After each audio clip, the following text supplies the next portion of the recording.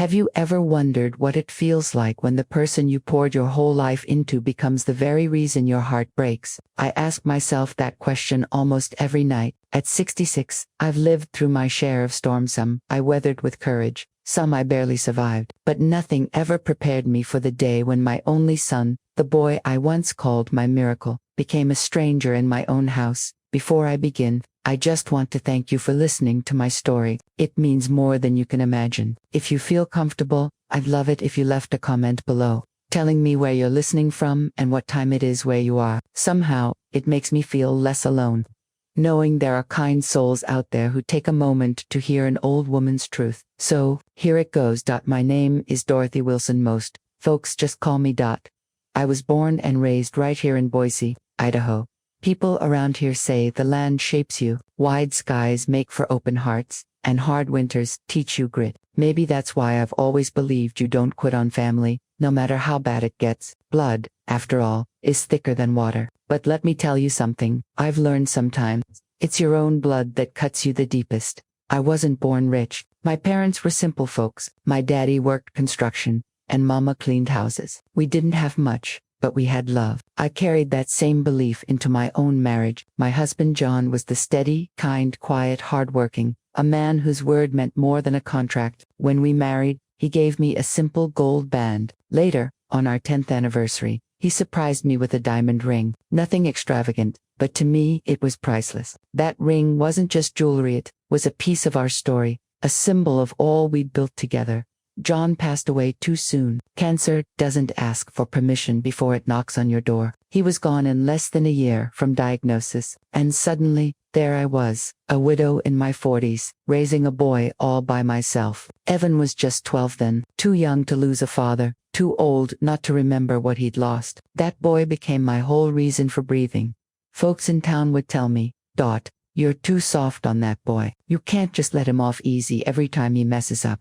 But what did they know? He was my only child, my last piece of John. When Evan came home late, I blamed the clock. When he got in trouble at school, I blamed the teacher. When he lied, I convinced myself he just didn't know how to tell the truth right. I thought love meant shielding him from consequences. Looking back now, I realize I wasn't protecting him. I was crippling him. They say hindsight's 20/20. But let me tell you, when you're in the thick of it, love makes you blind. Evan grew tall, fast, handsome like his father, but restless, always chasing something more. By the time he was a teenager, he was running with the wrong crowd. I remember once finding cigarettes in his jacket pocket. My heart sank, but instead of grounding him, I told myself, better he tries it under my roof than out on the streets. When his grades started slipping, I told myself school wasn't for everyone, and when money began disappearing from my purse, I told myself maybe I'd just misplaced it. I made excuses because the alternative, that my son could be choosing this path, was too painful to accept.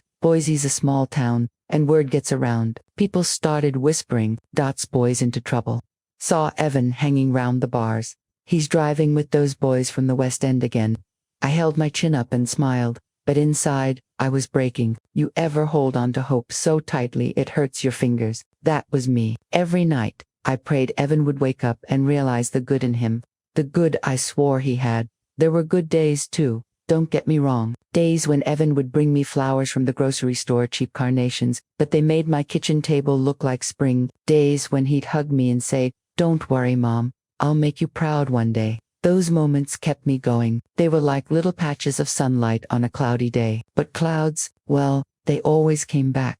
As the years went on, Evan's habits grew darker. Drinking, smoking, then things I didn't want to name. He had friends who drained his pockets and fueled his worst instincts. Still, I stood by him. I told myself, he's my son. If I don't believe in him, who will? But deep down, I knew something was wrong. By the time I turned 66, my health wasn't what it used to be. My back hurt, my joints ached, and some days, even standing at the stove felt like climbing a mountain. Money was tight, too. After John passed, I kept our little hardware shop running as best as I could. But the truth is I wasn't cut out for business. Slowly, the savings dwindled. Bills piled up. I started cutting corners, doing without.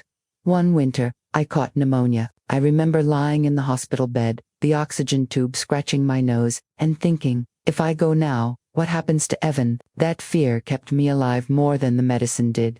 But while I was in that bed fighting for my breath, Evan was out fighting a different battle, his need for money. That's when everything began to crack. You see, I had one thing left in this world that tied me to John, the ring he gave me. I wore it every day, except when I was too sick in the hospital to keep it on. It was in my jewelry box, sitting safe, or so I thought. That ring was more than gold and stone. It was my anchor, my reminder that once upon a time, I had been loved the way every woman dreams of being loved. When I came home from the hospital, weaker than ever, I opened that box. Empty.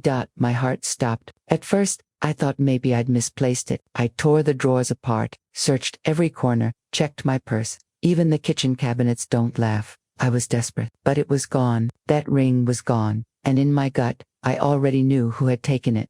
Evan came in late that night, the smell of whiskey clinging to his coat. He tried to kiss my cheek, but I pushed him back and looked him dead in the eye. "Where's my ring?" I asked. He froze, just for a second. Then he smiled, shrugged, said, "What ring, Mom?" That was the moment something inside me snapped. He smiled at me like nothing mattered. That little smirk, the one he used to flash as a boy when he got caught sneaking cookies before dinner. But this time it wasn't innocent, it was hollow. My stomach twisted because, in that moment, I realized my son had become a man I didn't recognize.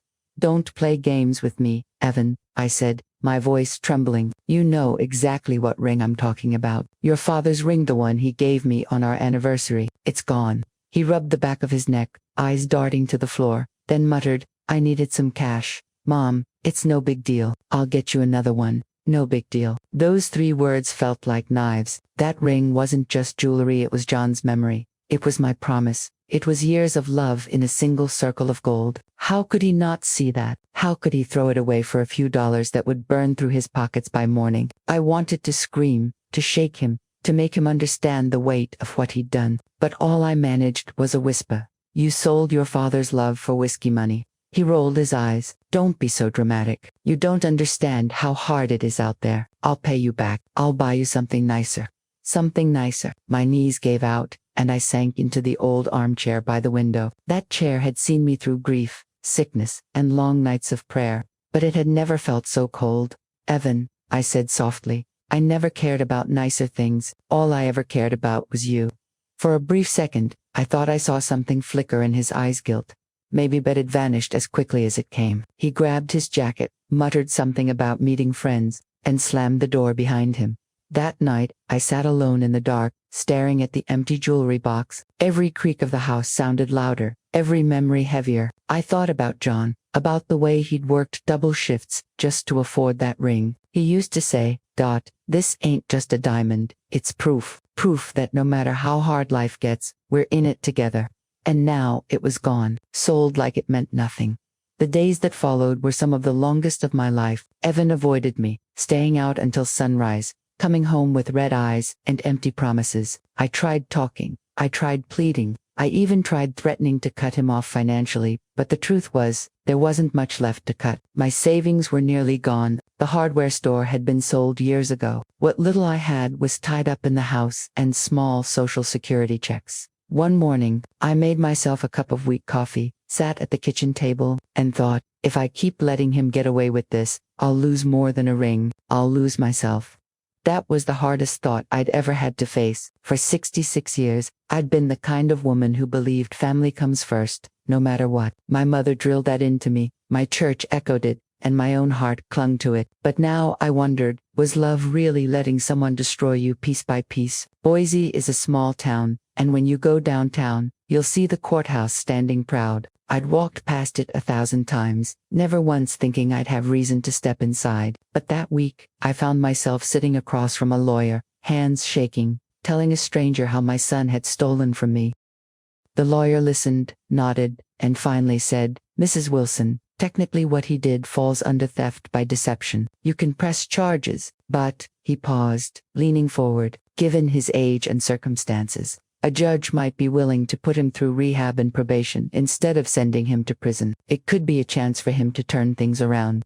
Rehab, probation, words I'd only ever heard in passing, on the evening news or whispered about someone else's family, and now, they were being laid in front of me like a choice I had to make for my own flesh and blood. That night, I couldn't sleep. I lay in bed staring at the ceiling, John's old quilt pulled to my chin, asking God for guidance. I remembered the Bible verse Mama used to quote, "Spare the rod, spoil the child." I used to think it meant punishment, but maybe it meant love isn't always soft. Maybe love means doing the hard thing, even when it breaks your heart. When Evan came home the next morning, I sat him down at the kitchen table. The air smelled of stale coffee and his cologne, sharp and cheap. My voice shook, but I looked him in the eye. "I talked to a lawyer," I said. His face drained of color. "What, you called the cops on me?" "Not yet," I whispered, "but I can't let this go. Not this time. You've taken too much already. I won't let you throw your life away without a fight." He cursed, slammed his fist on the table. "You'd ruin your own son's life over a stupid ring." Tears stung my eyes. "It's not about the ring. It's about the man you're becoming. I'd rather see you hate me for a while than bury you in the ground too soon." For the first time in years, he didn't have a comeback. He just sat there, fists clenched, breathing hard. Then he stormed out, leaving me in silence once again. The days blurred together after that. Paperwork, phone calls, meetings with the lawyer. Evan refused to speak to me, except for short, bitter words when he needed money or a place to sleep. My heart ached every time I saw him, but I stood firm. It was the hardest thing I'd ever done, harder than burying John, harder than fighting pneumonia, harder than any storm I'd faced, because this storm wasn't outside MIT, was my own son. Eventually, the law caught up. Evan was ordered into a rehab program, paired with probation. Some folks in town shook their heads when they heard, "Poor Dot, her boy's gone bad."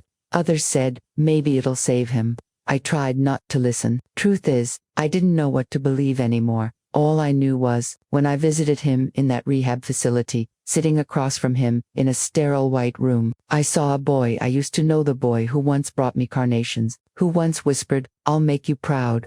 His hands shook. His eyes were hollow, but for the first time in a long time, there was no arrogance in his voice, just exhaustion. "Mom," he said quietly, "why'd you do this to me?" I swallowed the lump in my throat. "Because I love you too much to let you keep destroying yourself." He didn't answer, just stared at the table, jaw tight.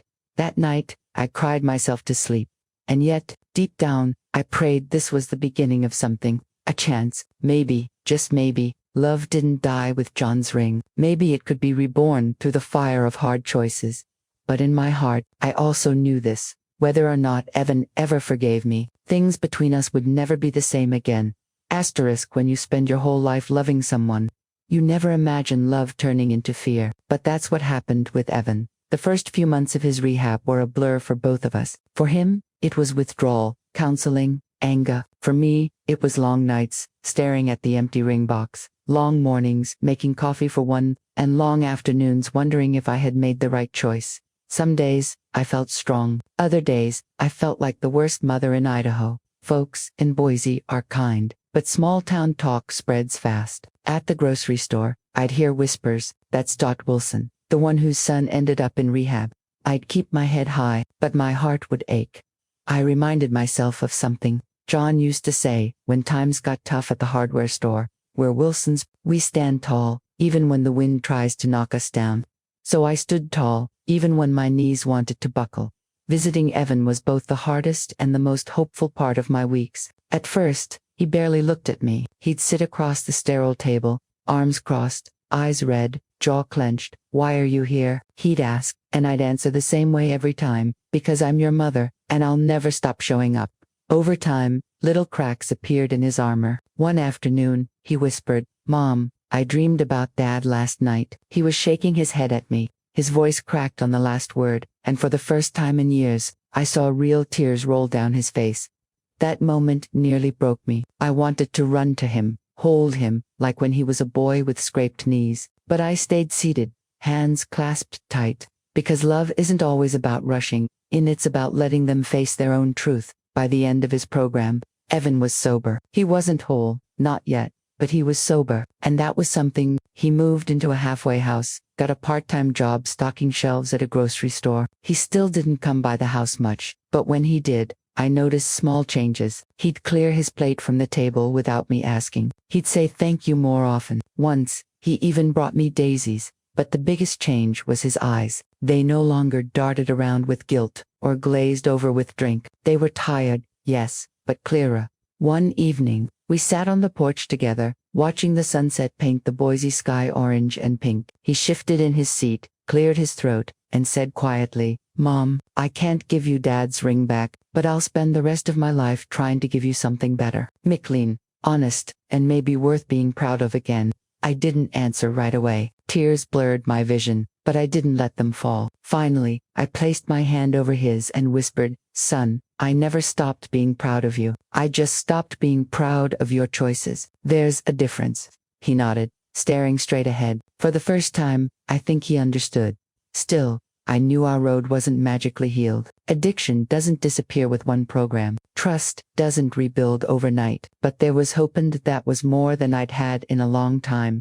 As for me, I learned something I never expected. Sometimes, love looks like letting go of control. Sometimes it means handing your child to the world, to the law, even to strangers in white coats, because holding on too tight only breaks both of you. And I learned something else. Do something for anyone listening to my story. People often ask, "What would you do for your child?" We mothers always say, "Anything." But the truth is, anything includes the hard choices. It includes standing firm when your heart wants to cave. It includes loving them enough to let them hate you, if that's what it takes to save their life.